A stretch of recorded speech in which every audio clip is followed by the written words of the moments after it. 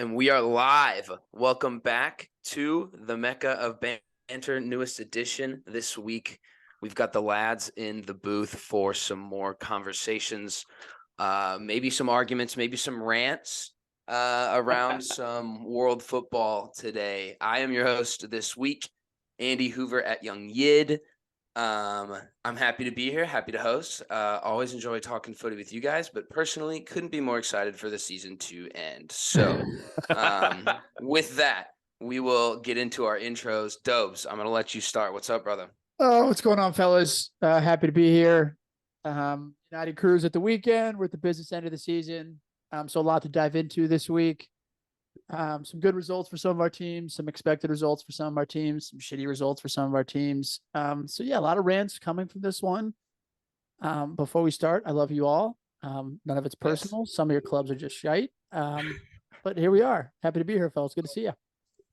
Yeah, definitely need to preface this one with it is all love. We are friends outside of this podcast, believe it or not. But yeah, Winks, how are you doing today, man?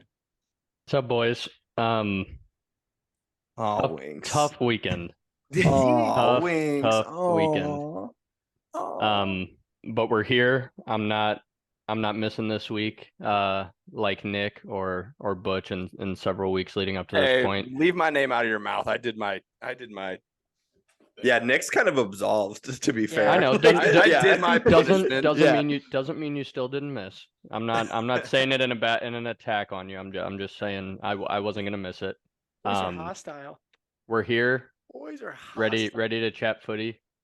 It's a good week though. I've heard something else good happened on Sunday that kind of it was Mother's Day. Yeah. So like. Sorry, I know that we talked about it in the group text, but yeah, I was like watching the game on and off because my sweet mother just wanted to golf with her family on Mother's Day, and so all the four of us boys were just like, hell yeah, that'll work. We can do that. So that's the best. Yeah. So spent the morning on the golf course, and that kind of helped ease exactly what happened. And I know we'll dive into it, but yeah, fellas, happy to be here. Love it. Nikki, how you feeling, brother? What's up? You know, Hoove, club's at a pretty low spot, so kind of hit rock bottom. There's only one way up, right? It's kind of where my mindset's at. I've been falling on St. Louis City of recent to bring some joy, but obviously that hasn't happened this week either. So I'm here. I will say I'm ready to banter because like I said, my club is shit, so there's not much I can lose right now. You're in every position to banter right now, Absolutely. So I have no problem with that at all. Last but not least, Hen, how we doing, man? What's up, dudes? It's me. It's Hen at Henry Wine on Twitter. It's a great week to be a Manchester United fan. As Dope said, we're in the business end of the season.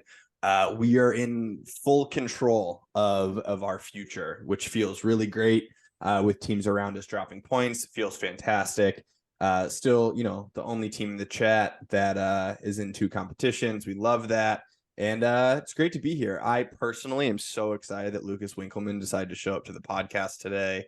I'm excited to dive in as well. There was actually some really big stuff that happened this previous weekend in the Prem, and obviously on both ends of the table. I'm excited to get into it. And I'm also a little sad that we're down to like the final 2 weeks. I know that we need the season to end. We need some points to be secured, but I'm pretty bummed that in like 3 weeks time, we're not going to have any Prem to watch.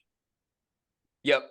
I think we're all with you on that for sure. Whether or not your team does well or not, it's definitely a spectacle. And that's literally why we're here at this podcast today. So we all love it so much. We'll dive in, and I'm so pumped that I'm hosting today because I get to take the first match of the week or the one that we just decided to put on the roster first. And that was, Tottenham and Villa. And quite frankly, Tottenham got good eveninged just to the fullest degree. And they got that Unai Emery, bro. Yeah, that's where you're going to see a tactical difference between Ryan Mason and other coaches who find themselves to be a little bit more established and experienced. But yeah, Villa ran a great high line that, for the first 45 minutes had Spurs quite unable to do anything. And then we also give up we actually have the most goals conceded within the first 13 minutes. They mentioned that on the broadcast in the 9th minute, and they were like, the only other team that has as many is Leicester. And then in 2 minutes later, they scored a goal. So they took the lead in that department. So that was super fun. It's just the same roller coaster. I think Pedro Porro is not the defensive right back that you may need in certain situations. And watching him play in front of Emerson Royale is like, that's kind of tough. That's just a not ideal situation. But when you're dropping Eric Dyer every week, which Ryan Mason is doing, which a lot of us agree with, that's pretty much what you have in terms of Spurs depth. Douglas Luiz played a great game. John McGinn, why would I ever shout out John McGinn on a Mecca of Banter podcast? Well, it's because he shut down the midfield and put in an absolute shift. He was immense, which sucks. We're getting put in a closet by John McGinn. But without all that, Spurs never replaced Eriksen. It was crying for a creative midfielder or someone who could break a line, and that's just been a glaring issue since then. Højbjerg and Oliver Skip are not going to get it done in terms of offensive productivity, which isn't what their game is, but those are your two center mids. So that's I don't even know where to dive into. I'm ready for the season to be over. I don't care what position we end in. I think the higher in the table, great, awesome, cool. But the VAR call was soft. Nikki, you and I were talking about it earlier. If you want to take on that a little, but. Yeah, I thought it was interesting. We've been kind of bantering about the Kane and Haaland talk, and I finally get to catch a little bit of a Tottenham game, and I see Harry Kane get a soft pen and miss 2 sitters. So I just thought that was kind of interesting. I'm not saying that has been his entire season because he's had a hell of a season, but I just thought it was interesting. I also did want to shout out, I think Henry's been on him for a while, but Ramsey had a hell of a game. I love Jacob Ramsey. I think he's so fucking good. It was one of those things where like I was watching him and I didn't know like who he was, and then I saw Ramsey and I was like, oh, is that the guy that Henry's been talking about? That's the guy. For me. So Butch and I last season, United played Villa early, like one of the first games of the season, and it was Jacob Ramsey's like first game in the first team, and like that kid took over the game. Like he was the best player on the field by a mile. And so for the last 2 seasons, I've just been so high on him. And he's still young. Like he's a young kid. He's a great box-to-box midfielder. He's not of the quality of Jude Bellingham by any means, and he's like a year or 2 older than Jude, but he plays like Jude. He's a super box-to-box guy, incredible engine on him. He's doing a job as a left midfielder right now, but he's like an 8 by trade. He's a player to like definitely keep your eyes on for the future. Any one of our teams would be immediately upgraded by adding him. So I think that he's a huge talent, but man, Unai Emery, we've talked about him a couple of times in the last couple of weeks, but he's having this Villa team play to the best of their potential. I remember like early in the season, we were talking about this team and when Steven Gerrard was in charge, and we looked at their lineup and we're like, these guys should be better. Like, Tyrone Mings isn't the best center back in Europe, but like he's had several England call-ups. Like he's a decent center back, but he was playing so poorly. But Unai Emery's coming in and really, really shaping up this team. I think he deserves the most amount of credit. And he's a tactician. Like you mentioned it at the beginning, Hoof, but like the difference between Ryan Mason or like Unai Emery or just more experienced coaches is just more reps. And I think that you really see that in a club like this. Aston Villa also has a bunch of stuff going on behind the scenes in recruiting like a director of football, I think from Barcelona. They have a lot of stuff coming in. They look like they're going to be spending about 200 million in the summer.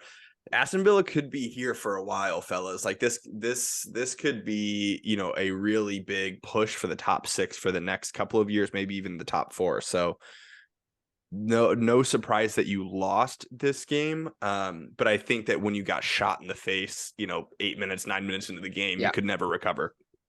Yeah, well, and that's kind of been the story all season. And a lot of times they do. So it's like, I didn't turn off the game after the 9th minute because I was like, here we fucking go again. The pressure's off. You're losing. So, let's put in a shift. One quote I did see that I actually made me genuinely laugh out loud. I don't even remember what player said it, but he straight up said in his post-match presser, the team's goal this season has been to reach the Europa. And amazing. I laughed. I was like, it's Mr. Europa himself. Like, of course, that's what he doesn't even want Champions League. That's too difficult. Not for Unai Emery. Europa League is his realm where he should stay. But there's a good chance they get it, frankly. So they've been on a tear, no way around it. And that's you also brought up an interesting point of like Pedro Porro playing in front of Emerson Royale, and he's dropping Dyer, which is something that like you all have wanted so badly. And I think, you call out for things like that. And if you want Dyer to be dropped so bad, you have to kind of be okay with what comes after that. Like, you can't get everything that you want. So if the number one thing that you want is Eric Dyer not to be on the field, you have to be okay with that. Like, I mean, equally so, I think we see it at United all the time. Like, I'd rather have Maguire sit the bench and play Lindelof and Shaw. And if they make a defensive mistake, I'm like, still better than Maguire being out there. Sure. So it's not perfect, but I'm not optimistic in the slightest bit that you'll do anything of substance in the off season with the center back, but like maybe you will, and might be cool. That just solves so many problems. And, I think it's just so hard to speculate, dude, because who's going to be the manager? Dude, like, Nagelsmann pulled out, didn't he? I don't know if he pulled out or if Tottenham ruled him out, but like he's out. Depends on who you ask. You ask Daniel Levy, there was never even a conversation. But Jesus. when you talk to everybody else, the Spurs PR team was told that, God, what was it? It was something more or less that, they decided he was not going to be the manager going forward. And information came out from his camp that, no, they came to him with shit proposals on director of football and penny pinching transfers, and he said no. So it's just another day, man. That's just what the Spurs team has to do. It's what the PR team is told. They've got, and it's with every club. They've got media that there isn't exactly on there. Yes, thank you, Nick. Spurs are shit. Their media is not on their payroll. They might as well be. Some of them just don't. They just don't ask questions. They don't ask the right questions. They're not allowed to bring up sensitive topics that they know that the club doesn't want to talk about. And it's just kind of a circus, and it all again surrounds one guy.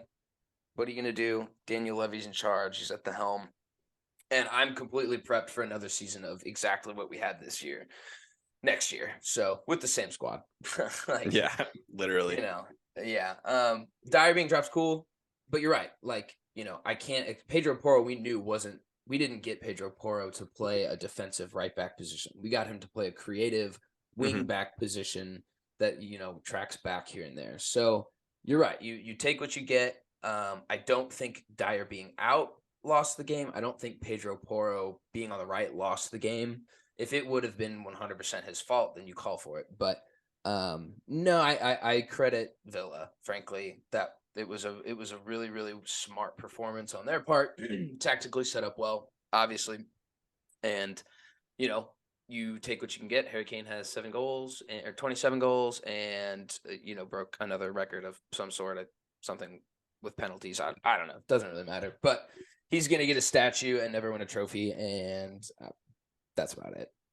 Is what it is. Is what it is. Moving on to that, or to my other buddy who may not also be enjoying his season, Nikki. We had a Chelsea Forest 2-2 draw. 2 goals is a lot more than you have been scoring. Absolutely, totally fair.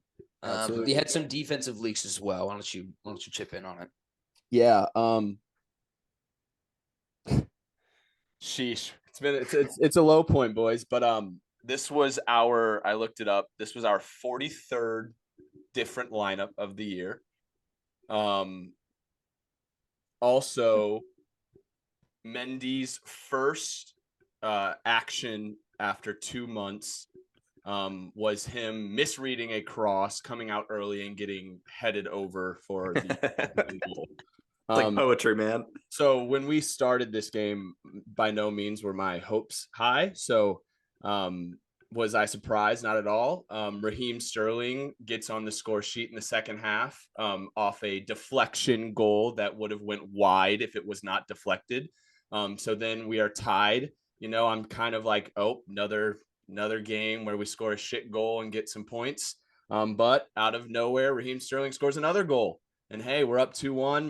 My day is looking a little bit better. I'm thinking we might walk away with 3 points, but in typical Chelsea fashion this year, we only held the league for 4 minutes and then allowed another header goal in to avoid 3 points. I think we're allergic to winning under Frank Lampard. Frank Lampard's allergic to winning. Yeah, Conor Gallagher. I don't rate him at all. Honestly, I think he's a worse version of Mason Mount. And he consistently is seeing the field. Lewis Hull playing at left back. I didn't mind, but like, where has that been? Like, what are we expecting from him there?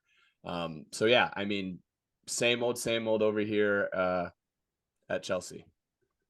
Chelsea really pissed me off this weekend. I had a nice 4-legged parlay that all 3 legs hit, and I had Forest winning, and somehow Sterling decides to score 2 goals, and that's what did it. So Chelsea's on my shit list. I hate to see it. I mean, I was like, I could have used that, man. Oh, that just made my weekend. It ruined yours. Love it. Well, thanks, man. Chelsea are really bad. I mean, yeah, we are. They're really bad. I know that they're like safe from relegation, which kind of makes like all the banter like irrelevant, like whatever. They're really bad. Yeah, I mean, I'm very excited for the next year, and hopefully Pochettino coming in will do something. Let's get your thoughts on that, man. So Fabrizio leaked that, said that, Poch is coming in, which we've talked about for a couple of weeks now. Like, even on this podcast, we've said some things about it. What are your actual thoughts on it? What are you hopeful for? I think I said it before. Honestly, I'm very just hopeful for some sort of long-term buy-in. I really didn't. I say I didn't care who it was, but obviously I do care who it was. But I thought the people that we were talking with, I was okay with, and as long as we were kind of going in on a long-term project, I was okay with that. I will say I'm kind of excited for Poach. But also a little hesitant. I will say I think he had a lot of success at Spurs. I think that was some of the best times for Spurs. Fucking did. Was their coach, and I think that he had Daniel Levy as an owner who was a stickler with his pocketbook when coming to signing people. So I'm hoping Todd Bowley kind of just gives him whatever he wants, and he can kind of do what he wants with the team and make it a long-term project. So that's what I'm kind of hoping for. Am I excited? Yeah, I guess I'm more excited for the season to be over and for us to get a fresh start. So yeah, I would say I'm excited then. What do you do with all of the players that are left over from Potter's long-term project? Yeah. I think we're getting rid of a lot of people this summer, like a lot. Like, I wouldn't Fire be sale, baby. Yeah, I wouldn't be shocked if Kai, Mount, CP, Kovacic, all those people are gone this summer. So I could definitely see a huge overhaul of people this summer, obviously. And with us not finishing in any Europe, probably that's going to affect it as well. So we'll see how that goes. It makes me sick personally, but I am actively rooting on his downfall. So I appreciated it, loved it. 2 of the best nights, 3 of the best nights ever as a Spurs fan. And then smell ya. And smell ya. See you, buddy. But I'm afraid you're right. I think there's a chance where he pulls something off, because I don't think he is a shit manager. He did completely lose it in 2019 when he did get fired. But I don't really know what that was about. Everyone loved him so much. Like, he loved everything so much at Spurs. But I do think there's a good manager there. I do think he'll have a bigger pocketbook. There's a world where it happens. I have a meme on my phone when Jose got hired and we started playing like shit again. And it was the one of Jerry from Rick and Morty. And he like leans over. He's looking at this picture and he's like crying. There's tears coming out of his eyes and he rolls over. And I put Pochettino's face in the picture frame. But best of luck. He won't. To me, the manager doesn't matter until Bowley stops playing like he's playing Ultimate Team. You're 100% Like right. I think when Bully brings somebody in that has alignment with what the manager wants and they form some sort of a transfer strategy, I think then Poach can be successful. But I think until Bully takes the like put somebody in that spot to deal with those and he can just provide the money and show up to Stamford Bridge and the fans Yep. can cheer him when they win. Like right now he's doing too much. I don't think the manager Yep. matters. I think Poach can be successful if Bully allows him to be successful. I think you're spot on. I think when he came in, he couldn't have control over Tuchel. That's why he fired him. He got control over Potter, and you see what happened. So I completely agree with you. So they pulled away with a point. More so than Hey, take what that's you a can get point. sometimes. That's a point against a team fighting relegation. They also secured a huge point in their campaign to stay up. But we'll glance. Actually, no. Next up, we'll take United with their 2-0 win against their bogey team, Wolves. Can't say I watched it, to be honest, lads. It was the same time as Spurs, so feel free to let it rip. I'm so stoked we got the win. Talked about it last week. We've talked about it a bunch over the last couple of years, but Wolves really has been our bogey team. I mean, you can look back on the number of times that we've played them. Doesn't matter if it's home or away. I'm glad that we got the result that we did. I'm glad that we did it at home. Wolves are atrocious away, and so are we. So, like, I think that whoever was at home was going to win that game. But what's unfortunate is, like, we scored our first goal, which was great. We were dominating the game, dominating possession. It looked so good. But like I texted Dobes during the game, we just so lack someone who has like a killer instinct. And it could be a forward, it could be a midfielder, it could be anywhere on the field, but we just lack that so much. We have so many like creators, if you will, like when you watch Sancho play, when you watch Bruno play, when you watch Anthony play, sometimes Rashford when he plays, like Eriksen when he plays, like there's so many guys that want to be on the ball, but they don't want to be the guy who puts the ball in the net, who kills off the game. We're screaming out for that. And if that's Harry Kane, great. If that's Osimhen, great. Like we need it so badly. We've needed it for a long time. I was stoked that we got the second goal because I think not only is that on Garnacho's return, first time he's seen the field in 2 months, that's massive. Great finish. Great finish. But he's one of those guys. I mean, for me at least, I don't know if you all feel this way, but every time he touches the ball, I feel like something's going to happen. I don't know if it's going to be a goal, an assist, the defender getting a yellow card. I just feel like he is exciting every single time. And it's interesting watching, him come in for Jadon Sancho, who, plays for 82 minutes, who is like a $90 million transfer. And every time he touches the ball, he slows the game down. It's not exciting. It's Sterling. Yeah, bro. So I just think that it's interesting. You watch this 18-year-old kid take the game by the scruff of the neck and take it to him. All that to be said, I'm stoked that we got the win. I said it at the beginning, but we're very much in control of our future. If we win 2 of the next 3, if we pick up points in those games, we secure top 4, which is great. We're still in the final against City. Yeah, I mean, honestly, at this point, it's the business end. Like Dobe said, I'm just stoked that we got the 3 points. It was huge for us. There's not really much more to say than that. Yeah, we won. I'm happy. That's all that matters. On to the next one. I'm going to do a little exercise here with you guys. Oh, God. I want you guys to tell me who the odd one out is in this picture. It shouldn't be that difficult. For those that aren't looking, I'm sharing my screen right now. It's all of the match ratings from United this weekend. You guys tell me who the fucking odd one out is. Look at the United. Oh, wow. De Gea with a whopping 6.6. And let me tell you guys, De Gea with a shutout just won the Golden Glove. So we just have a goalie that just won the Golden Glove. He has the most shutouts this entire season. And yet I think he needs to fucking leave the club. So we're at just that spot right now where the game was solid. I can't say I honestly watched too much of it. Happy we got a result. De Gea can't play a long ball to save his fucking life. The little parts I did watch, I watched him clear 3 out of bounds. So I'm still had it with him a little bit, but kind of like Hen said, business end of the season, control our own destiny. Got a result. We move on. Didn't he to the just next sign one. an extension? Who? De Gea? It's not official yet, but that's the rumors that he's going to sign an extension. How is he going to sign an extension? He's probably still going to be the most expensive goalie per week in the Premier League. So yeah, that's where we are with our goalie situation right now. So I mean, Lovely. I know that several months ago we talked about this like Glazer sale, the sale of Manchester United, and us who follow the club religiously, we still don't know fuck all about the sale of the club. Like, the I was last about week to it came ask out. that. Yeah, dude. Last week it came out that Sir Jim Ratcliffe was the preferred bidder, with the Glazers still in power with 20% of the club. And then like literally the next day it was like Qatar put in a $6 billion bid. Like, I mean, like it's just fucking. You think it's just a bidding war right now? I don't even think it's the Glazers were at a Qatari hotel today, so there's that. I don't even think it's a bidding war, bro. Like, I think they don't fucking care, dude. They don't fucking care. That's the thing. They don't fucking give a shit. That's the thing. They want money. I know that Chelsea's situation was so different because of the sanctions, and it was literally like a freeze on the account. It had to go quickly. Yeah, some but bullshit.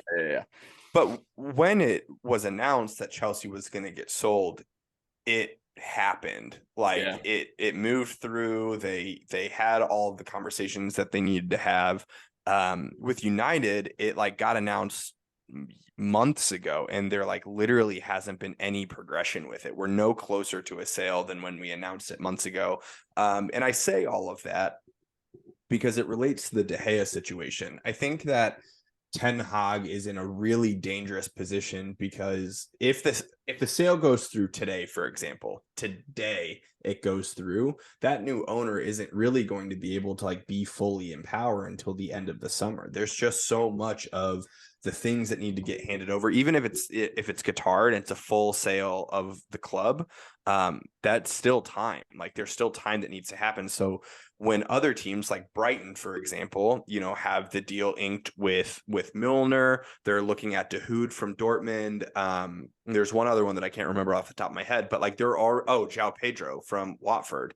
Like they're already doing 3 deals. It's May. We don't even know who's going to be our owner, nor do we have any idea what our transfer budget is going to be. So I think that when we look at the De Gea situation and the extension, in my perfect world, I think we sign De Gea to a year-long extension, and then we move him this summer, which sounds weird, but like I think we sign him to an extension, then we move him for like 20 million to a Spanish side.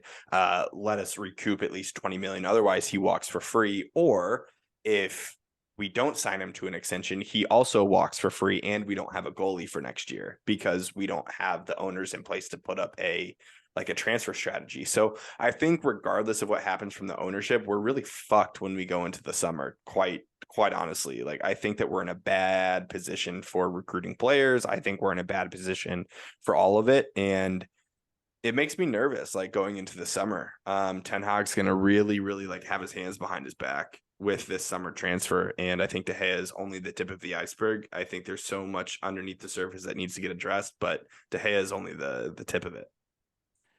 Do you guys, could be a dumb question, Henderson, is he on loan for you guys, or did you guys sell him?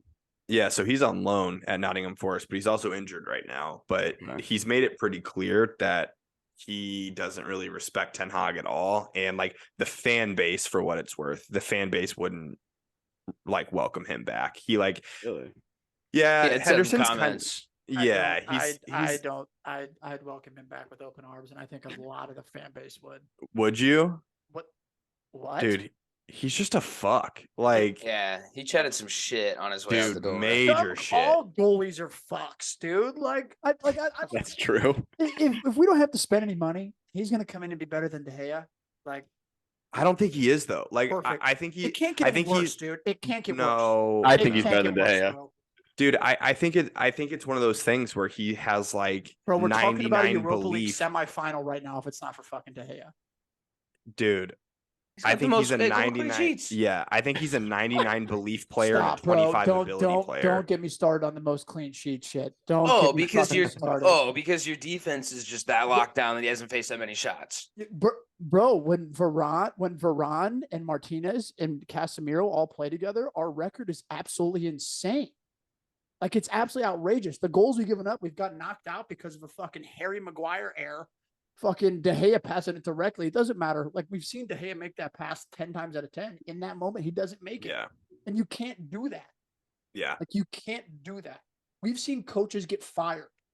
When Pep came into Man City, Joe Hart was their longtime goalie, and he said, "You can't play the way that I want to play. You're gone." Instantly. And that's what good managers have to do. And if we want to play the Ten Hag style of football, to keep the ball, play out of the back, build, we will never be able to do that with De Gea. Like, never. He will continue. He will continue to hinder our growth, our ability to play out of the back. Then Like, I love De Gea. He's a club legend. Like, we can always recognize that he's a club legend, but eventually you just have to move on. Like, you have to move on. Then why does he do it, and why does Ten Hag come out after that game and say that we're going to re-sign him? Because I think he has to, bro.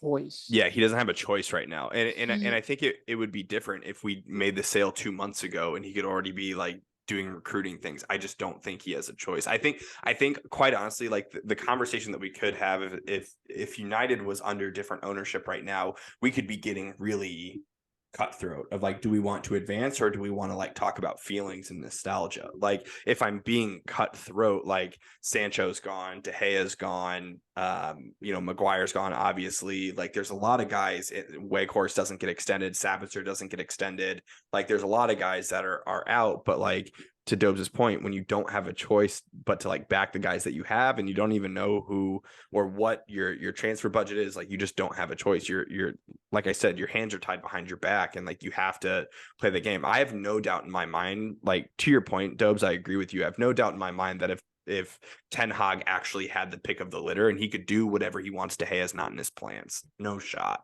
Like, not even a little bit. Managers, it's Ten Hag during the season came out and said, Harry Maguire is a big part of our plans this season. Like, Harry Maguire is He did say that. Our fourth string, like, center back. Like, it's managers coming out to back their players and have to back their players. Like, Hen hit the nail on the head.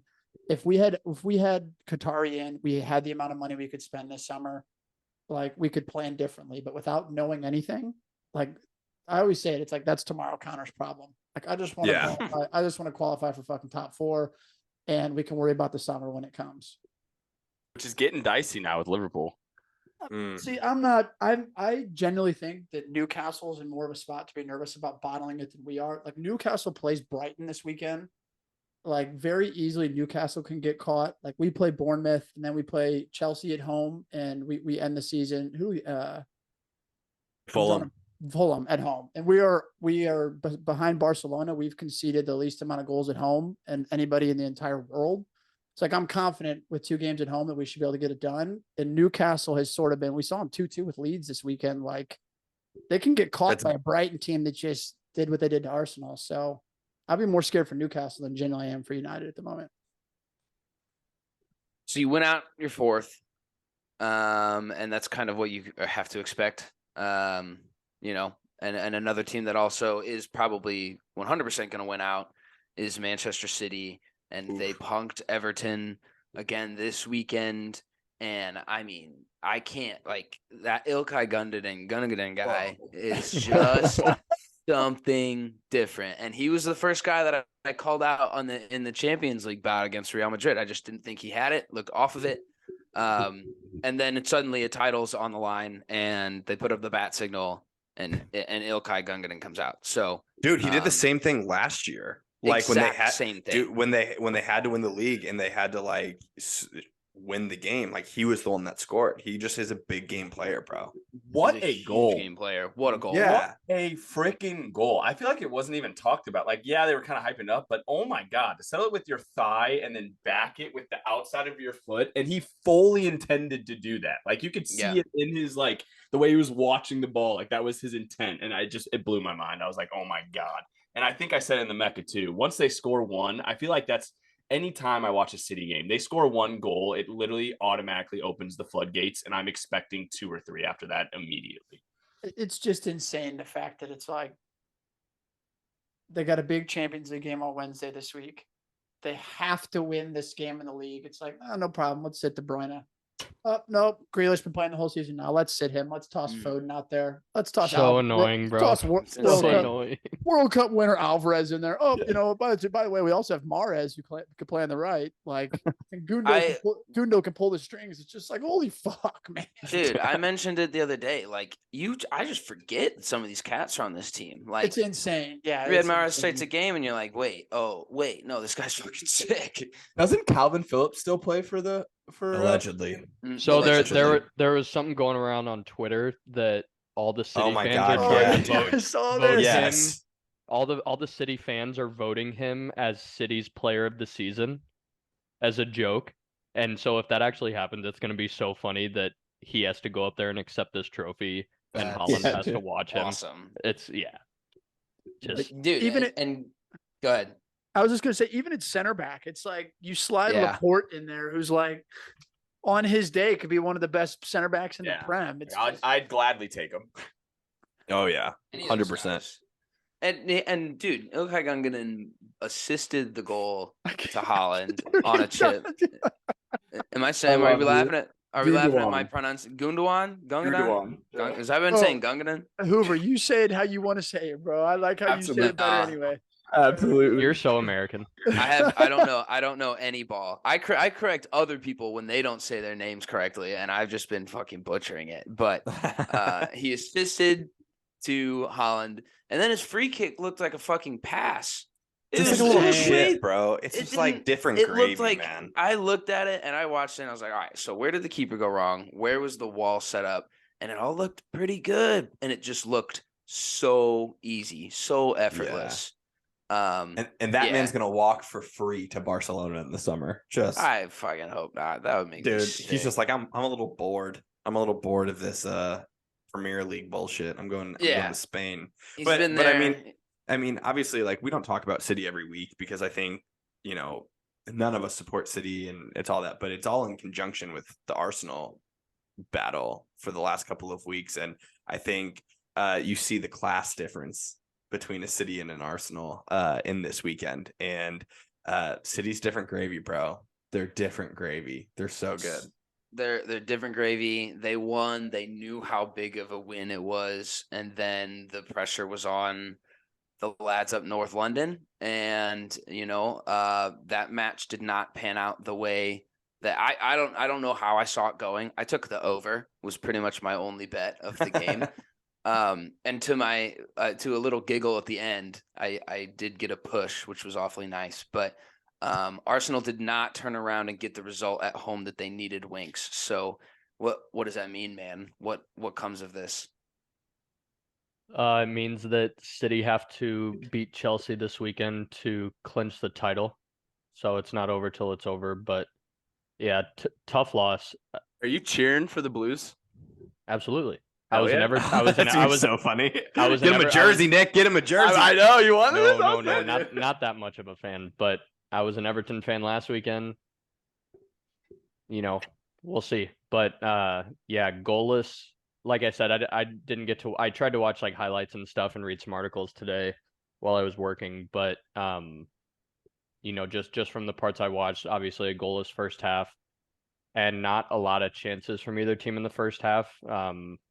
Saw the video after the fact of Caicedo's tackle on Martinelli that went without a card or anything like that, and so that's brutal to see. It seems like we're just building on season-ending injuries week after week.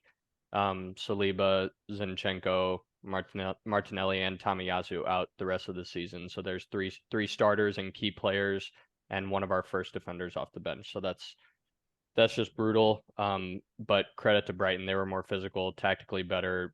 Their press threw us way off. We couldn't possess the ball like we normally do.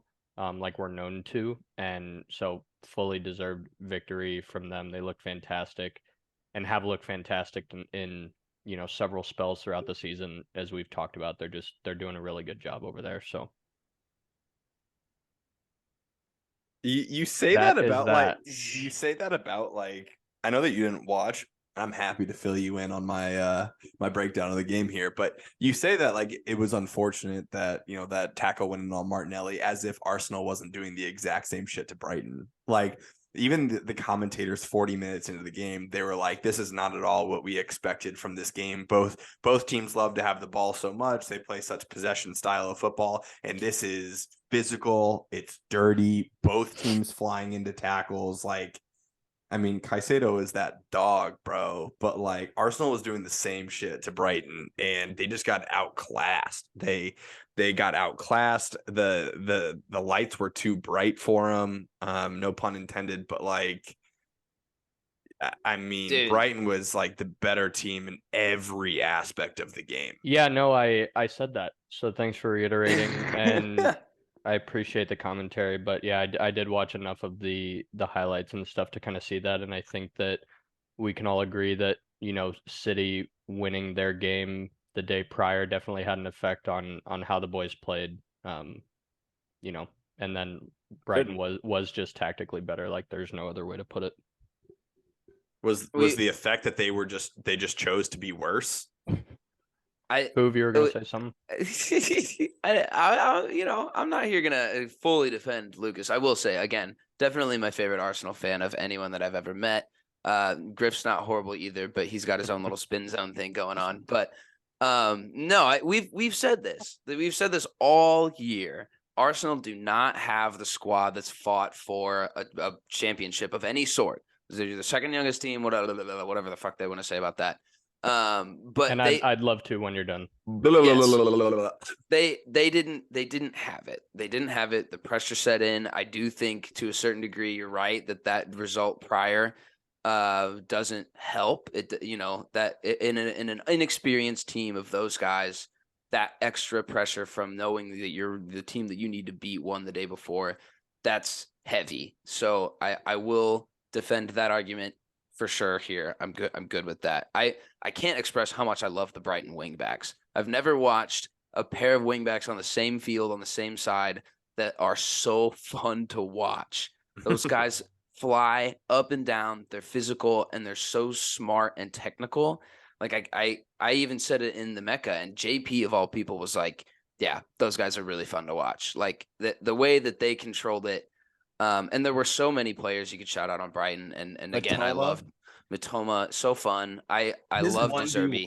His 1v1s like are so enjoyable to watch. Yeah. Kind of like what you were saying, Henry, about Garnacho, even though I don't agree with that one. But like when Matoma's on the ball every time and he's in a 1v1 situation, I'm like, oh, something cool's probably gonna happen here. So like he's fun to watch. He did write a dissertation on dribbling.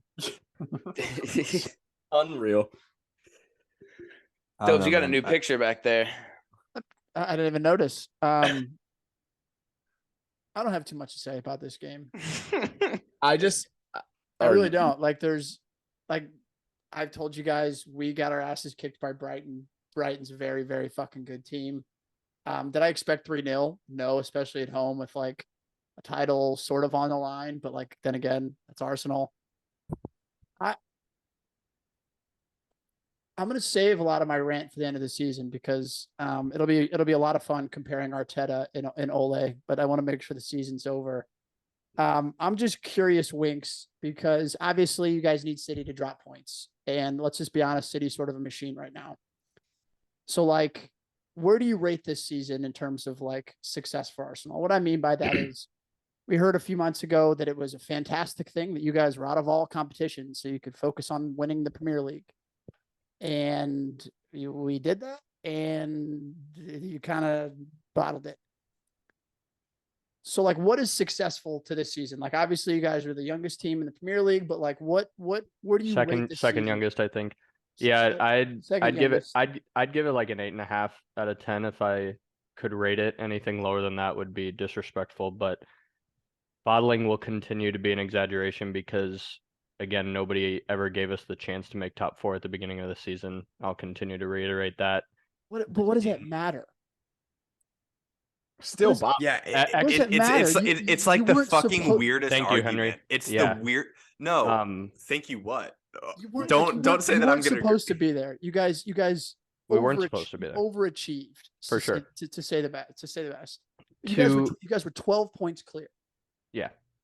To decide that like what happened this season was a failure is a failure in itself. To see like the project that Arteta's had, taken over 3 years ago, whatever, the steps taken to build that team, this good young team, and the beauty in that. You've all said at one point how fun this team was to watch this season.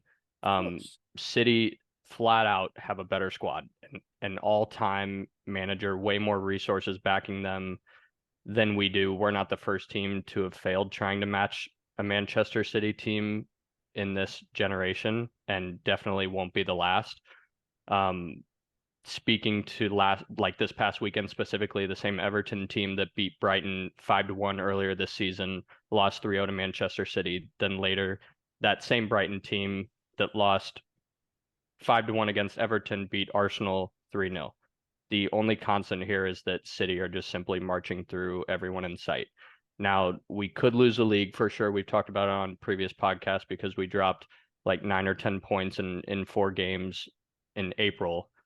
We kept scoring, which was good, but we couldn't keep the goals out. And we're flat out just not deep enough to allow for one of our key defenders getting injured and a lot of our best attackers having no rotational backups besides Trossard, who's been great and flexible. But like, we're not going to win a title relying on Nelson and Nketiah, like some of these really young guys that have had their moments. Obviously, Nelson's goal in extra time to win that one game, and Nketiah scored a lot of goals while Gabby Jesus was out. But like, besides that, we can't continue to rely on them. And that's kind of where I'm at. So I think 2 things can be true. I think this season doesn't have to be a failure for Arsenal, but you also bottled the title. Like, I think those can both be 100% true. Like, this could be this can be a successful season for Arsenal. Youngest team, you guys took a step forward. You guys did what Ole did in his first season. Yeah, we got that.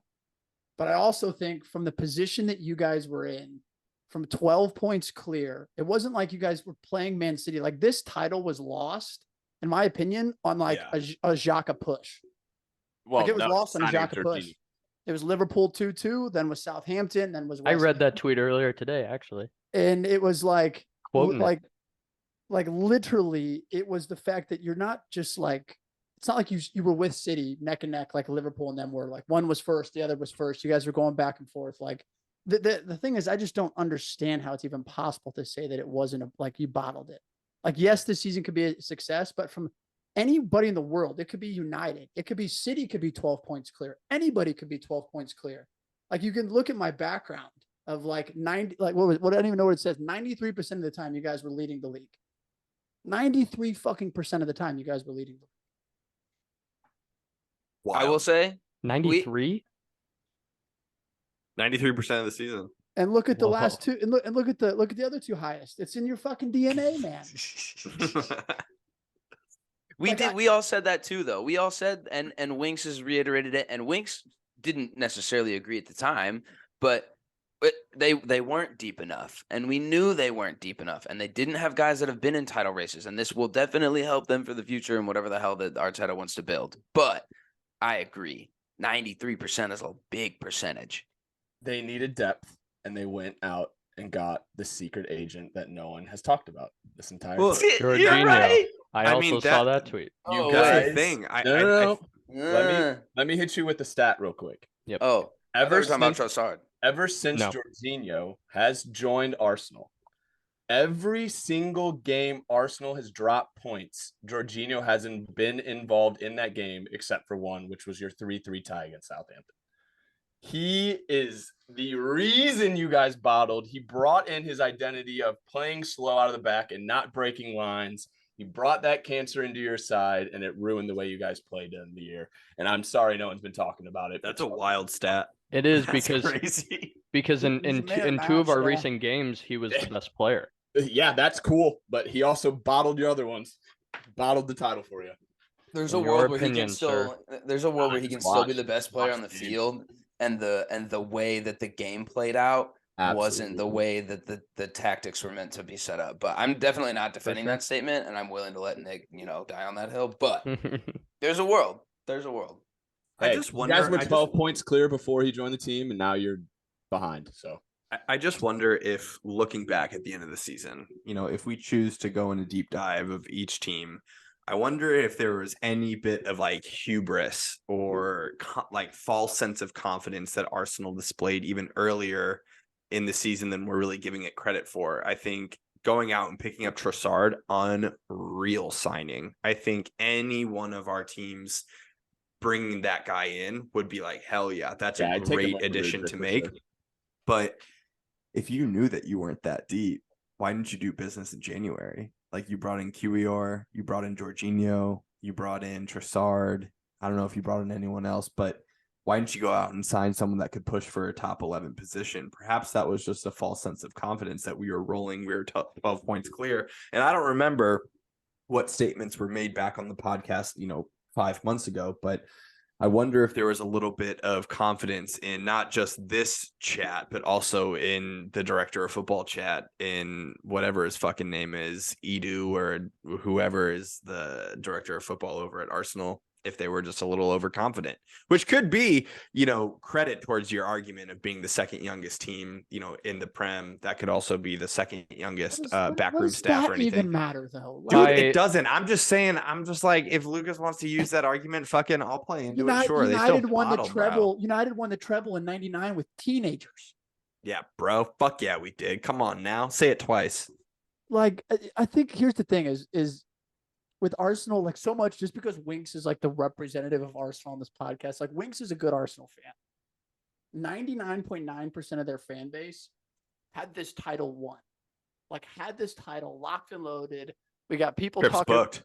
We got fucking Elliot coming on our podcast talking about he's going to book end of the season. He's going to do a live stream with us from the open top bus parade. Did say that.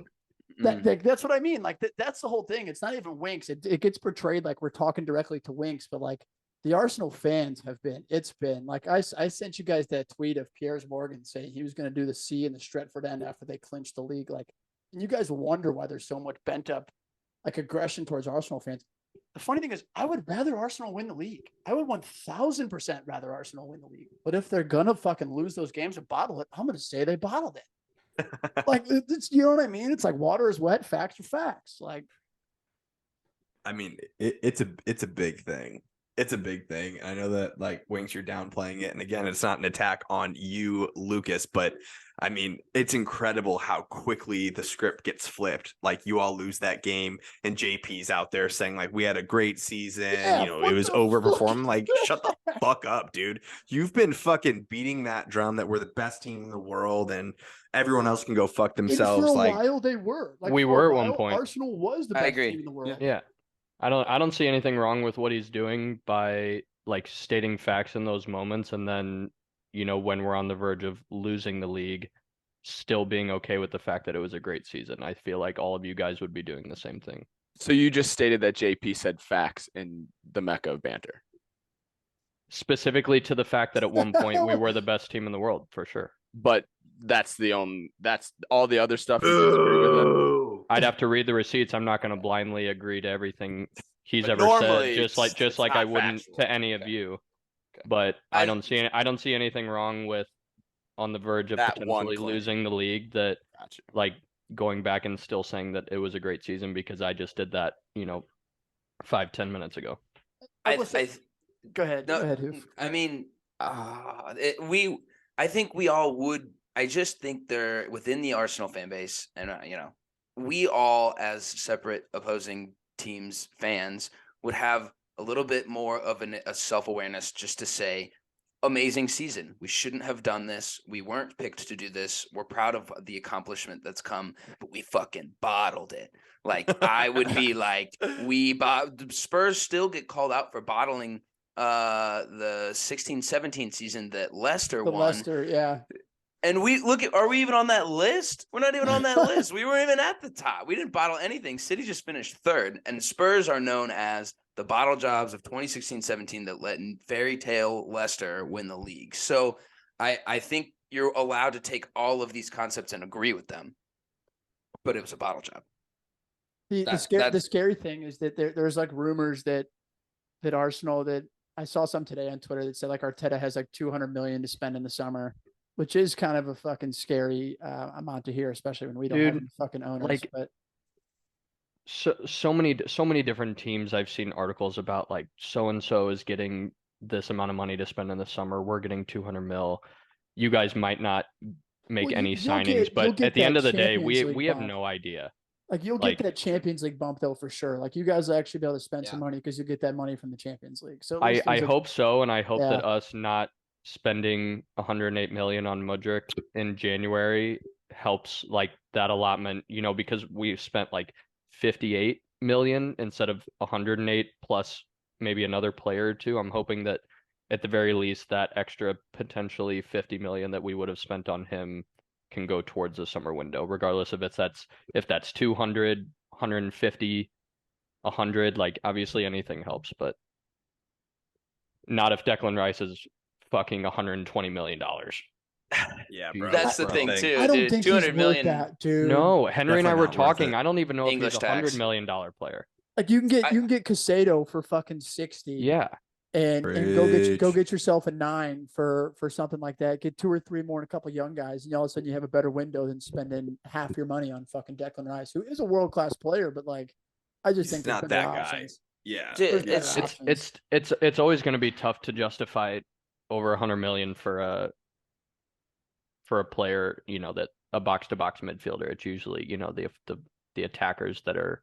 Mhm. If he wasn't English, really? he's like 80 million. It's the English Yeah, tax. if brother. he was in England, he's like 80 million tops. Krupp was in town this weekend. We watched a bit of the Arsenal Brighton game, and we talked for a minute. He swung by for mom, quick stop in. that. But we did talk about the just the general English tax, like It's insane. not to get even more wild, but Saka, great player, Sonny-esque, hard to hate, great player. I think you're absolutely allowed to say that. I don't think he's one. I don't think. I He's thought you said Shaka, not. That's what Saka. I thought you no, meant no, too. no, I no, was no, like, no, no. whoa. Saka, I was like, sorry. whoa.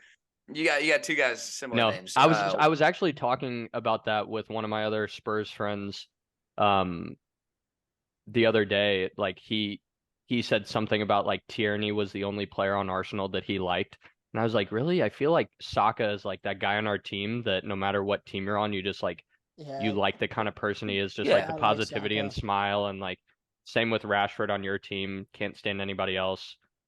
Chelsea, I mean Pulisic. yeah, but- it chips into where it's at though, and I do think too, like maybe even Marcus Rashford to a certain degree. There's an English thing, and Yeah, just bro. no Oh, yeah. matter what, being English is going to pull the microscope on you and just have this general media buzz around you all the time.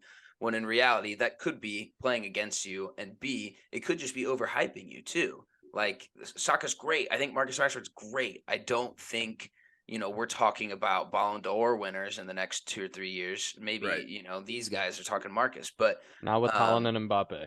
it's just a slight on the English guys, and Yeah. 200 million doesn't get you what it used to. If Not at all. Declan Rice is going to be 110 million, then you I you think can't get that's the why same amount of guys. You have to now, and that goes back to the Glazers thing. Like, in order to compete with City, you have to have super wealth. Like, you have to. Mhm. Yeah. Yep. Like, I was they're about to not- say, they're after not Chelsea's- going anywhere. Yeah. Like, their owners are staying. Like, they're going to keep spending money. They're going to get rid of their older guys and bring in fresh new guys. Like, in order to compete with a City now, that's just where football is. As much as Yeah. it sucks, unless you have super wealth with the price that players are going for nowadays, and like Yeah. the owners being willing to stay firm on prices and not negotiate anymore. It's like we're at a different time now, and it's like we kind of have to accept if you don't have money, you're not going to be winning anything soon. So I was gonna say I have a kind of piggybacking off of Dobes. I completely agree with you, and I think Chelsea is kind of to blame with the increase in price that we're going to see lately after we just kidding. spent $600 million. But I think it's just going to continue to grow up. So like 120 million for Declan Rice, like yeah, that's crazy to think about, but like in 3 years, I guarantee you there's going to be some people going for 220 to like. I think it's going to continue to increase with the amount of money that's being pumped into the Premier League right now. Neymar broke the world, man. Neymar's transfer to PSG broke the transfers True. from here on out. I mean, dude, there's a case for Gareth Bale to Madrid when Yeah. he went. It was still the most expensive, and it was, has just since been blown out of the water. But yeah, very true. They're the like properly run club though. They go from like Cruz and Modric sign 1-year deals to end their career, and they got Camavinga, Chukwuemini, and fucking Jude Bellingham who are getting ready to fucking come take over. So stupid, bro. That's how a proper club moves, but there's only one of them in the world. So Yeah. So, the Arsenal thing was tough for the Arsenal lads, but we can wait till the end of the year. There's more games, there's more things to play out. Chelsea's a wagon. You never know what could happen. So absolute wagon. The last game you can tip on at least here. Liverpool 3, Leicester 0-0 today, Monday. go off. I'm gonna save it. I had a rant planned. I'll wait for Butchie, and I think it deserves his rebuttal for sure. I've got beef with Klopp and general Liverpool fans, and I think the bitching and moaning doesn't stop whether or not they're winning or losing. And it's always somebody else's fault when things are going wrong. But I did watch the game. I wanted to vomit when I watched Curtis Jones score a sweeping, pretty nice second goal on, again, yet another very questionable Livar 10 times out of 10 pool offsides. decision.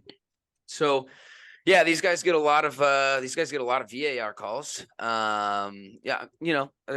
It's just not in me right now. We've had some rants today. We'll leave it, but they are fighting for top 4, and the more that They're they making a win, the run, closer they kinda. get.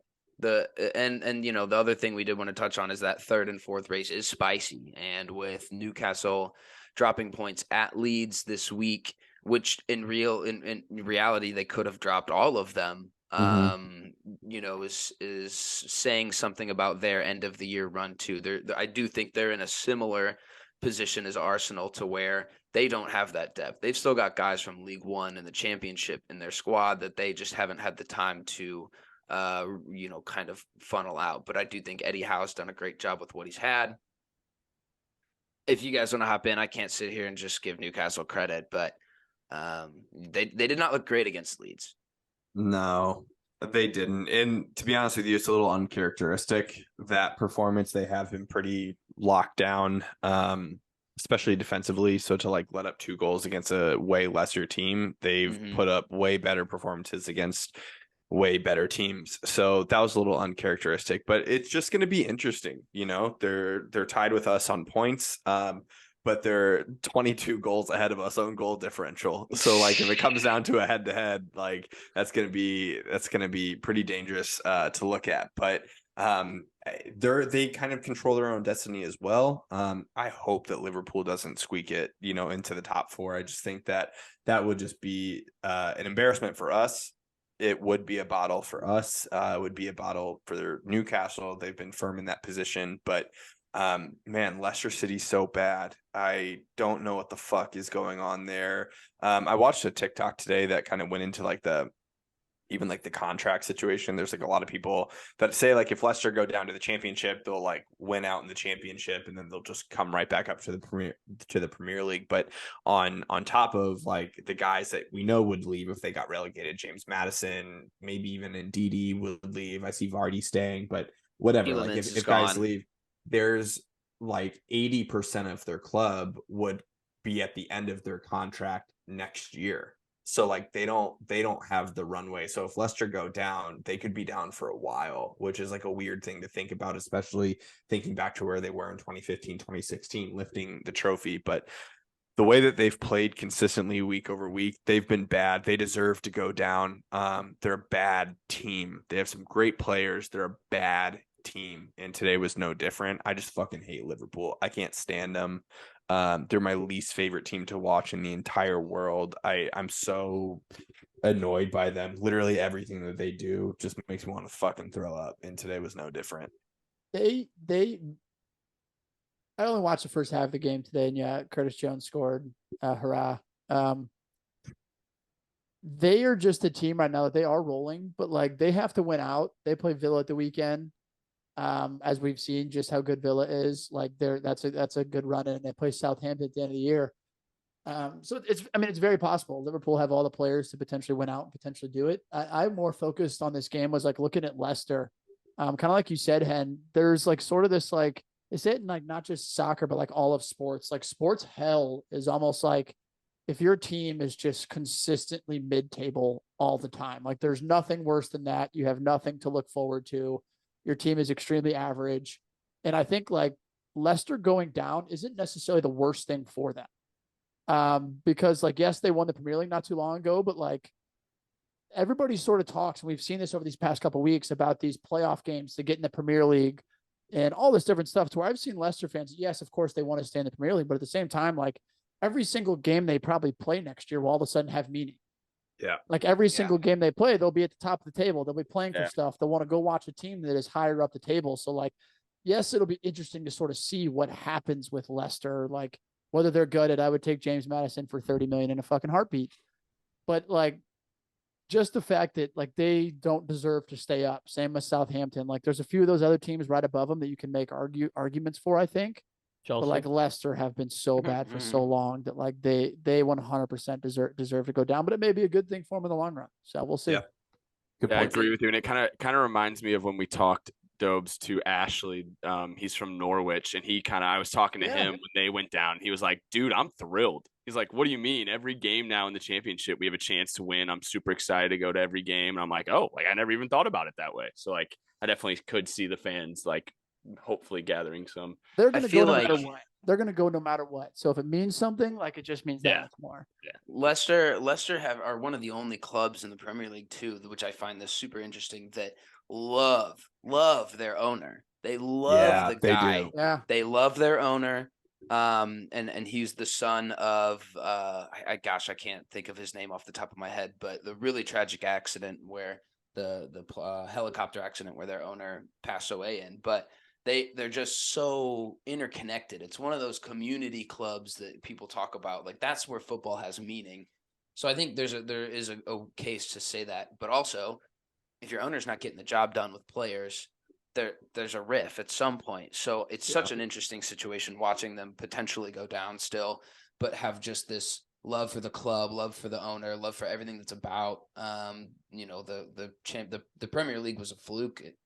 I mean, if you want to call it that, I don't think that's totally fair, but I think Man City finished third, and that is a fluke in itself. But yeah, it's interesting, and I would like to pour one out to my man Shauno for the relegation of Southampton. Not much you can do. He was another one of those guys, though, that did say, he's like, it just needs to happen. It just needs to happen. We've been in this limbo for so long. There needs to be a shock to the fans, to the ownership, to everyone top to bottom that, nobody's safe in the Premier League. So pouring out for my man. Love you, brother. That's a tough scene. But the championship's electric too. Like I watched more this year than I've ever watched. It's amazing. It's so good. So that is the weekly Premier League recap. We have done a deep dive on that, I think, to the fullest of extent. So we do want to chip in on, as always, St. Louis City. Another really, really disappointing result in Chicago this weekend. It did end 1-0. I saw that there was an offside goal that I thought was 2-0. I had turned the game off at that point. So, yeah, Hen, you watched it. I know a couple of us did. I caught about 60% of it on my phone. So, what went wrong? What are we missing? Dude, so much. I think first thing to just call out, Tim Parker was not in the side due to yellow card accumulation. So he had a suspension. Say what you want about Tim Parker. We have the joke in our pro clubs, no nonsense, Tim Parker, just kick that ball high and wide whenever you're under pressure. But that man, he is a leader. He holds the back line together. And I think watching this week from the get-go, Bartlett and Hebert were really, really tested, and it didn't look good. I think not only are we coming off of the loss in the MLS, but we're also coming off of the loss in the US Open Cup, which is fine. It's not the end of the world. We played a lot of young guys, is what it is. Our goalkeeper made a fluke mistake. That guy's nails with his feet, and he made a mistake, whatever. It doesn't change my opinion of Lund. I think he's great. But I think in this game, We've talked a lot on this podcast actually about our wing backs being potentially our weakest spot on the field. And what we've learned over the last couple of weeks that maybe even weaker than our wing backs is our backup forwards. But our wing backs got incredibly exposed this game. Johnny Nelson, who's our left back, he got, 2 yellows in the game, which the first one, to be honest with you, I don't remember the first one at all. The second one that he got sent off for, he could have gotten a straight red. Easily, He probably should have gotten a straight red. It was an absolutely asinine tackle to make, 100 yards away from your own goal. And also, like, at that time of the game, he was just out of his depth. I mean, I couldn't even count the amount of times that he was out of position. He gave the ball away. We got hit on so many counterattacks where he was way too shifted over. And maybe that was part of the game plan and we're going in on him unnecessarily. But I mean, he was out of position so many times. And I mean, I was watching it with Paige and I was like telling her, I was like, I don't even know how this game's going to end, but we're going to get fucked there. That's where we're going to concede. And certainly that's what happened. I think, Miggy Perez got subbed off at half, which was the right call to make. He took a stupid yellow early. Could have gotten sent off in the 35th minute too. Probably should have gotten sent off too. Yeah. I think the ref looked at him pretty optimistically and pulled him aside and said, hey, you got to figure it the fuck out. But yeah, the lack of depth in the wing back situation is alarming. Nerwinski is kind of also like a no nonsense guy. He's not going to be like Trent going forward, but he's better than Trent defensively. Like, he's a good defender, but he's not great attacking. Nelson's just kind of average across the board. I don't know. Like, I to be honest, this is where my like ignorance and lack of knowledge about the MLS comes into play, but I don't know how transfers work. I don't know if there's a window. I don't know if there's a deadline, but we have to invest in the transfers. I think that we need to certainly add a backup 9. Without Klaus, we're fucking lost on the field. And we need to invest in wing backs as well. I don't think Nelson's up to it, but it was a lackluster game, and I want to remind you that since the Cincinnati game, the tornado game where we put in 5 goals, we've dropped points consistently every single week since then. The Union Omaha game and the Open Cup is kind of hearsay, but we've dropped points consistently since that game, and it's too early in the season to be like, oh, we ran out of steam. It's just not looking good, bruv. Yeah, I think it's a good transition to what I was going to say with you saying losing steam. It feels like we're like out of the honeymoon stage to me. Like, I feel like our momentum in the beginning of the year, new team, everyone was behind us. We were playing high press, high energy. It was fun to watch. And now it's kind of like we've got some banged up people. We have to switch our lineup a little bit. And now we're getting down to like the nitty gritty games of like, we need to perform. I also think you brought up a good point, and something that's like really been bugging me about Carnell's decisions with these youngsters. Like, I understand it's cool to have young players on our team and to promote that we're playing 16 and 17-year-olds, but I don't know about you guys. I think it's blatantly obvious the level between those age gap between Miggy Perez and Glover, who came off the bench the other day. Like, I agree that like getting them minutes is awesome, but like Miggy has started how many games of recent and playing solid minutes? Like, he's 17 years old. Like, I can blatantly tell that he's 17 years old when he's on the field. Yes. Does he play well? Absolutely. Do I think he should continue to play? Absolutely. I just feel like we're putting so much faith in our youngsters so early that I'm like, why are we doing this? Like, I understand that maybe building confidence for them in the future, but like, we need results. And like, I think we're putting a lot of pressure on them. There's a glaring hole, I think, without João Klaus. And I saw a tweet from, I think I'll shout out the St. Louis City Fan Van podcast that threw out something. And one of the things that Carnell talked about early was that we are a next man up mentality type team. There's nobody next man up for João Klaus. And that's they knew that. The Sam Adrian loan looks weirder and weirder every day to me, just because we don't have that big body to be up top to play the style that we want to play. And I think without João, it forces Lowen to be maybe overextended He's Overplays, trying but he to overplays a little bit. He does overplay, but it's not. I don't think it's his fault. I think it's the fact that he feels responsibility to be the creative player and the sweeper and the it's just not realistic. So when Zhao's in, he doesn't have to be that guy too.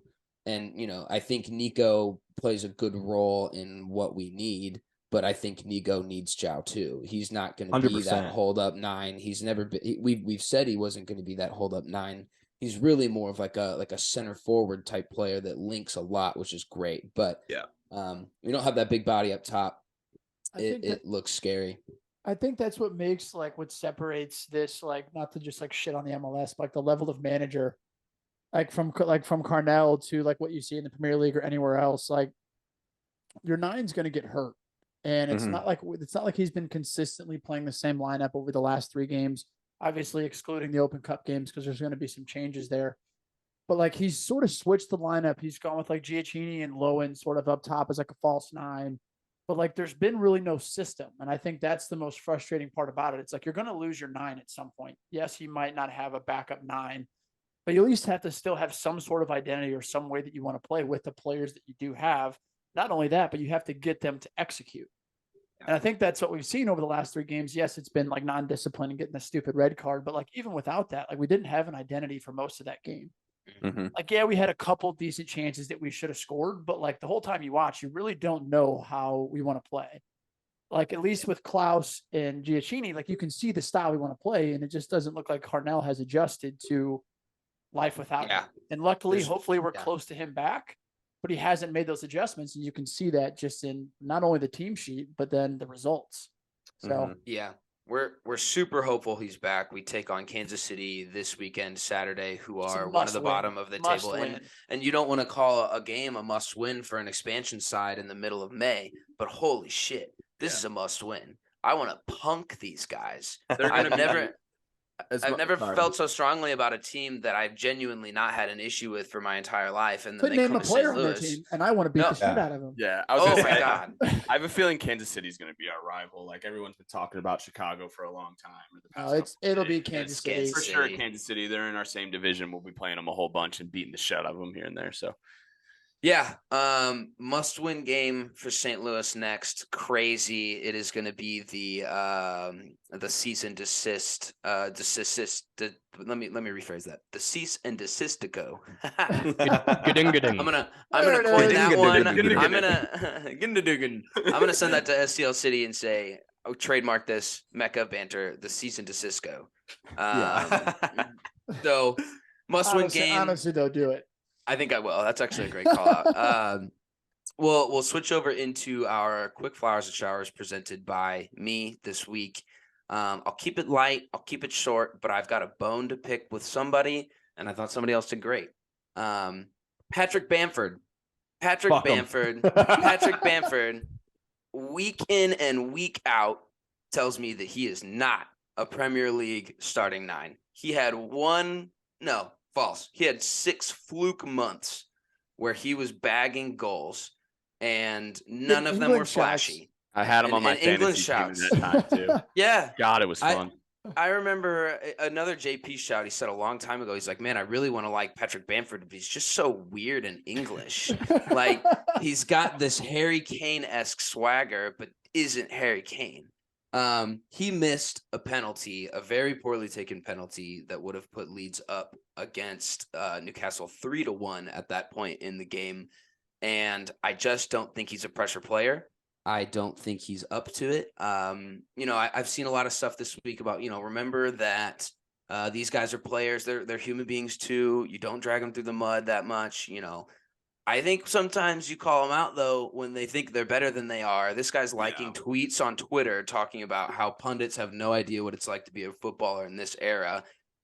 Just put the penalty away. Put the penalty. Score the goal. Everyone will stop talking about you if you put the penalty away. And it is a 1xG scenario where you get a shot at a free net with a keeper in, and they're not that easy. I'm not saying I'm great at pens. I'm not saying I was ever great at pens, and they're difficult. There's certain guys that take them on your team because they're better at them. Patrick, hit the showers, dude. Hit the showers. Hit him, bro. Hit him. I'm not gonna say it, but I'm gonna say it. You let your club down. You let your club down Hard. I couldn't Yeah. even tell you In how a- many times this season we said the same thing about Patrick Bamford. Patrick It's Bamford, nuts. he's not it. He's It's not it. nuts. You can't actually have let your club down more. You're in a relegation fight, and you had a pen to go 2 up on the third place team to actually maybe save your season. That's all I have. Patrick, I'm sure you're a great guy. You won't listen to this. Hit the Patrick. The team that I will give my flowers to, who we've talked about all season, and frankly, this is a little bit more of a personal shout out than it is it is some flowers. Brighton looked great. Brighton looked amazing. I love Brighton. I love De Zerbi. I want De Zerbi. I think their manager's onto something. I think they've got something going great over at Brighton. I do think they shut down Arsenal's season in terms of winning the league. And as a Spurs fan, I'm going to drink that one. I wore my black kit today for the Viking funeral that was the Arsenal Football Club. Title chances going down in flames. So I let Dobes say his piece earlier. As the host, obviously need to be a little bit more respectful, make sure that everyone is classy in of on you, the how banter. classy. You don't. But Brighton's great. I love Moises Caicedo. I love Estupinian. I love De Zerbi. There's that 20-year-old South American kid that I still don't know his name that dribbles inside out of cardboard boxes. Enciso? Enciso. Love that Nuts. kid. Nuts. Love that kid. We're talking about a future there. But flowers to Brighton. They're awesome. They look great. They've had a great year. I hope they get European football at the expense of Spurs. So moving on. Real quick, give me your guys' opinion on the De Zerbi knee slide. Oh, I love it, bro. I was watching it, and Give me normally your that's thoughts. As a genuine question, so cringy. everybody, cringy. because it's getting like mixed reviews on Twitter. Because some people are like, "Fuck that guy!" Like, imagine Pep doing a knee slide. But he's not Pep, loved and it's it. not City. It's I Brighton, loved it. and he's De Zerbi, and it's great. It's awesome. And he doesn't even speak English. That's Yeah, not a awesome, lick. bro. Yeah. Are you kidding me? That is sick. This guy's the man. He's got this team absolutely motoring, and he doesn't even speak the language in the club of the country that he's living in. That's fucking sick. I also think that there's like levels to it because like I remember how many times that we've been on here being like Arteta's so fucking annoying, like yelling at the refs and his antics on the side. Like Arteta would knee slide. So it's the fact that it's De Zerbi up 3-0 and just fucking knee sliding. Like great. Dude, he had a bucket list item, and it was to knee slide at the Emirates, and he had never done it before as a player, so this was his opportunity. That's awesome. So good stuff there. We'll quickly run through the Champions League that happened last week and take a look going forward. But we had a hell of a bout from the Real Madristas down in Madrid against City. It was super even. I thought it was neck and neck. There were moments that Madrid just looked insane. There were moments that City looked insane. And I thought it was a pretty deserved 1-1 finish. But you guys. All I have to say, Courtois fucked up for stealing KDB's girl because man, does he bag some goals against him. Ball was Holy out of bounds. shit. Ball was out of bounds. Holy shit, does he bag some goals against the girlfriend stealer? Damn. This game was one of those The classic girlfriend games, stealer. Like it's like the classic game of City has all the possession, but to me, it always felt throughout the entire game that Real Madrid was the more dangerous side of the two.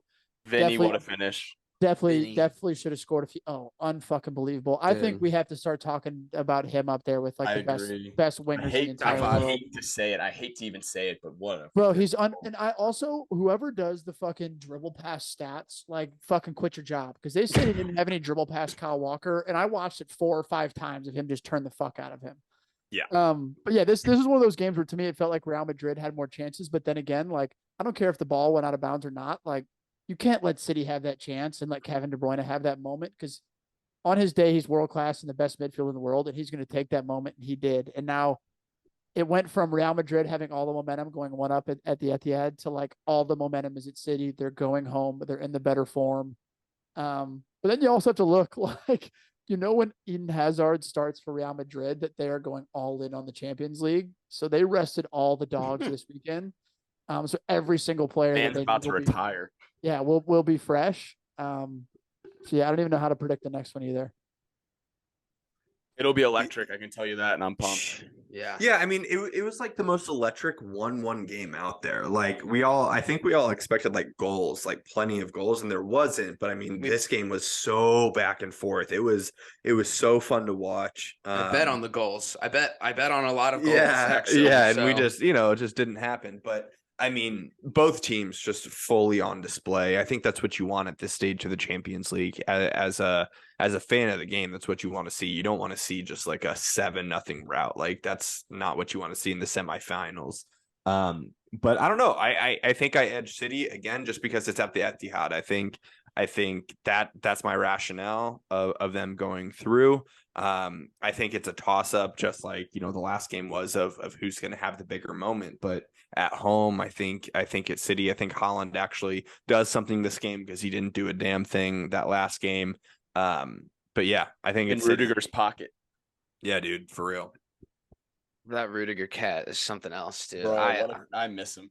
I'm glad I never played up top by any means, but I just have to assume worst guy or type of guy that you ever want to match up. Worst yeah. case scenario. For Oh, sure, one of those guys that you love on your team and absolutely hate going up against. I know we all saw the video going around of him like down underneath Haaland's thing. Yeah.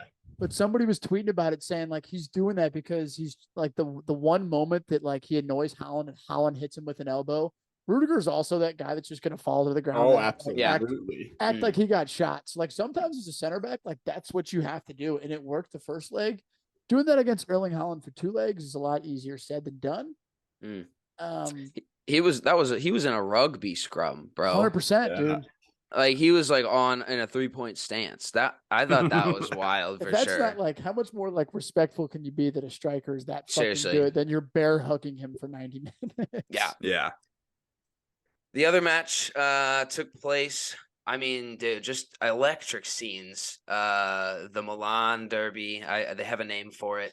In the San Siro, it was AC Milan's home match this week. So last week, sorry. But ended 2-0 Inter. And for the first 60 minutes, I thought it was going to be a drubbing. I kind of thought Inter were just going to take it away. AC Milan held their own. One of the commentators said they can definitely lose this tie right now, but they're not out of it. Definitely kept themselves in and had some glimmers of hope at the end. And I have heard that Rafael Leao will be playing tomorrow. So, Exciting. What are the thoughts? I don't know if you guys saw it, but one thing I saw that I thought was super cool was the AC Milan fans talking The to ultras the team after the game. I thought that was like super, super cool. I haven't seen a scene like that. And it genuinely looked like the AC Milan players were like taking in what they were saying. So like, I thought that was super cool. And I'm hoping for some energy from them and some motivation after that. So hopefully we'll see a different tie this game. It's got to, and I don't know if as far as the background goes, if it was something that the players did willingly or their coach was like, hey, go listen to these guys. But yeah, if you guys haven't seen it, you should look up the video, but it's just like 20 of them like arms around each other and they walk up to the front of the stands and there's just like 3 or 4 ultras specifically just like talking to them.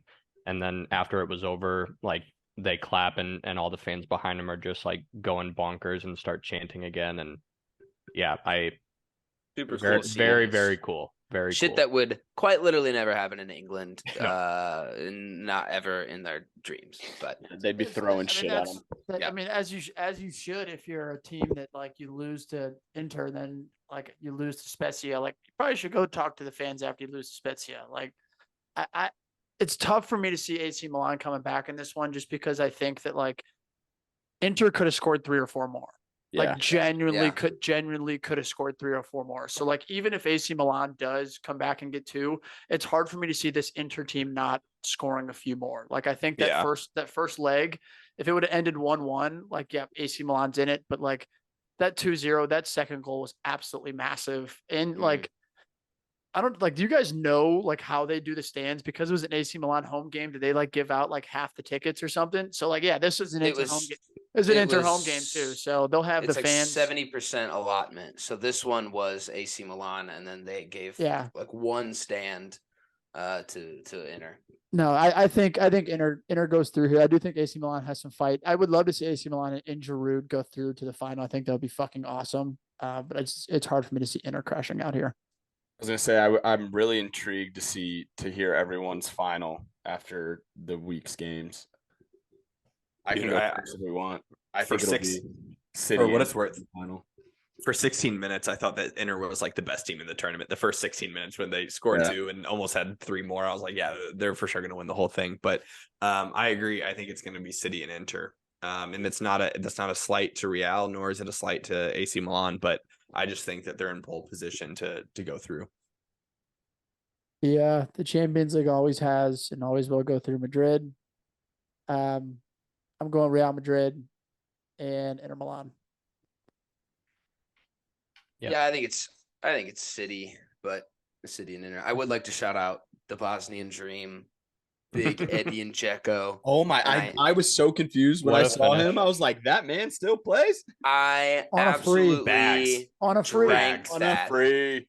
I absolutely love that. He started over Lukaku and was fucking awesome. I will say, Lukaku looked pretty good too when he came in, but Sure did. I love Eddie and Dzeko. I love Eddie and Dzeko. I can't believe he's as old as he is and doing what he's doing. He still has so many goals in the Champions League, and I want him at fucking City. I was about to say, come to STL City, baby. I want him in St. Louis. I want him in that City red pink, and I think there's a world where he bags. City red pink. We should get Dzeko on the pod. That'd be great. Next up. All right. Well, and if anyone else has anything, now's the time. But if not, we are done here. It has been It's like ending the podcast like a work meeting. You know, anyone else? No, we're good. questions, Give you time back in your answers. day. Yeah. I'd give you guys some time back. Plenty of Yeah, action items for next Time week. back in your day, Hoover. That's a classic. We'll give you some time back, although I know for a fact we just took an hour and a half. So we appreciate you for listening. As always, follow us on the socials at Mecca of Banter, on the TikTok, on the Instagram, on the Twitter. We are working to get some more content on out here.